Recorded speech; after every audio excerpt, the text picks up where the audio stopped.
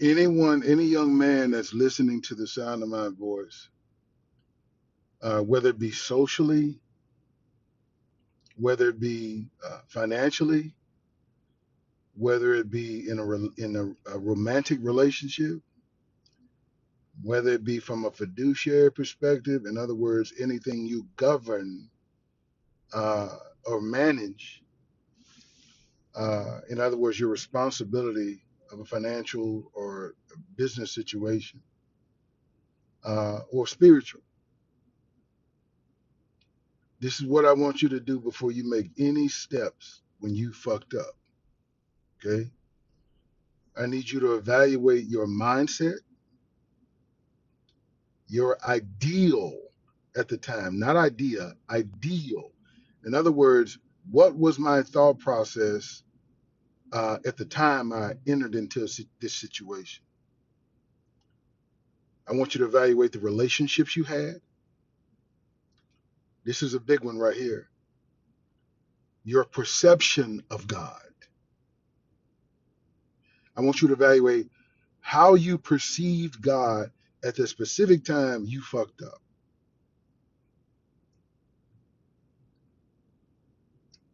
And I want you to evaluate your romantic relationship, which on earth is just as important as how you perceived God. That perception of God is the reason that even though I've been successful at many points in my life, I ran from God. So you guys wonder, why is Mr. Reed so adamant about removing our perception of the Bible and other books that we were given? And even though I'm coming from a personal perspective, I'll admit that I've evaluated it in our entire community. And even though, from a consequence perspective of a heavenly relationship, and even though there are significant relationships in the Bible, the Holy Spirit, the Father, and His Son, 99% of what we've learned has been Western philosophical dogma that we've been taught to follow, that has been integrated into uh, a religion that was never meant for us.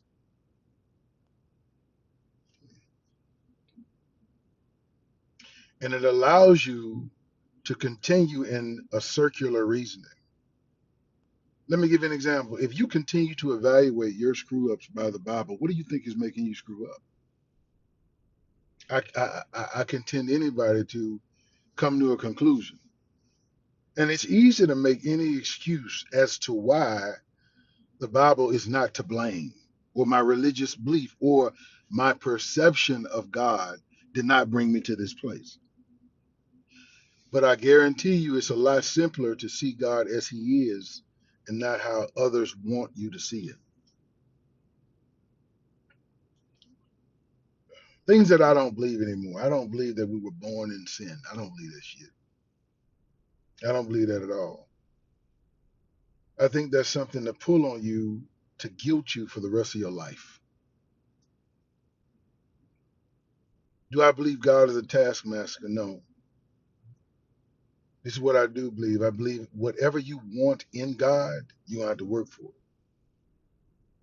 Because God is not the candy man dropping candy on you. God is a teacher. So if you say I want to be rich, the hole to be rich is this small. So how you gonna get through it if you're 200 pounds? Think about it. There's a metaphor in that.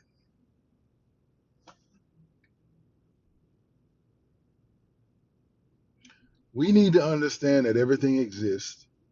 This TJ Maxx, this Sephora, this Home Goods, all this stuff around here was not meant for us to partake in. In other words, white folks were so brainwashed when they entered into America and all this other stuff, that they were a superior people because they were told this. They were told this. They were told this. And what happens when you're told something generation, and you actually see it? You actually see black people as slaves. You actually see black people less than you. You actually see black people less intelligible. You see this. And even though you may see some, remember it's always some when it comes to us, succeed, they are the exclusion to the reality. Do you know how many white folks through my entire life have told me, you don't speak like the other ones do? And they think that's actually a compliment.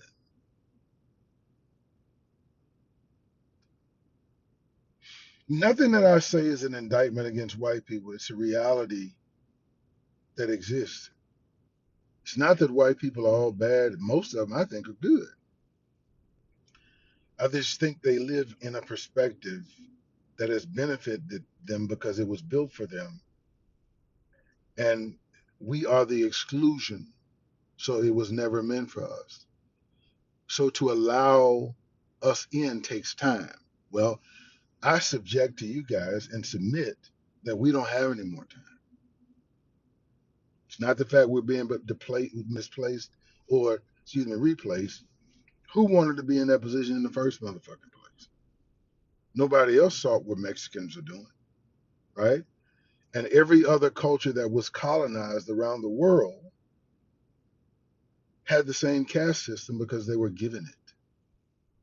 So you have to decide what you want to do because the only out is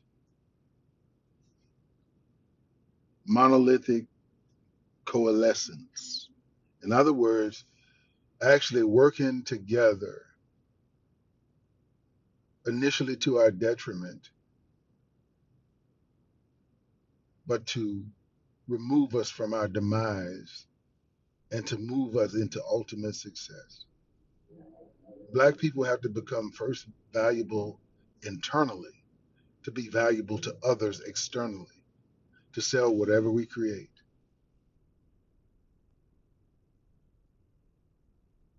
I tell any young man that's listening to me, money over everything. I need you to watch what the world is doing, not what they're telling you. The connotation, the king is dead, long live the king, is tied to voting. See, y'all don't even understand what that means. The king is dead, long live the king means the system is the system, no matter what the fuck who stand in as king.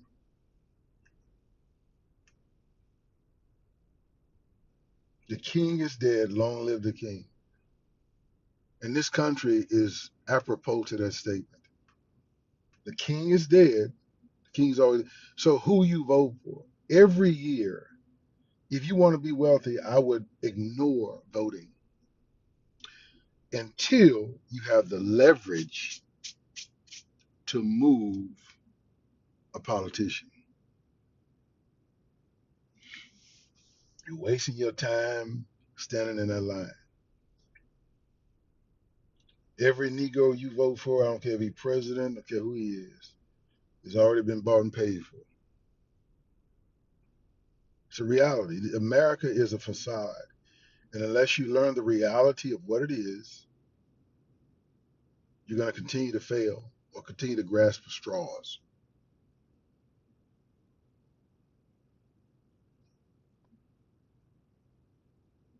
Because of my personality, I've never been able to engage for long periods of time. Uh, I'm a loner. I'm good enough to do what I do without a lot of people, but most of you aren't.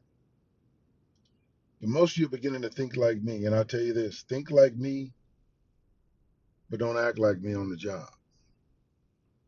Move like me, quiet, subtle, and specific.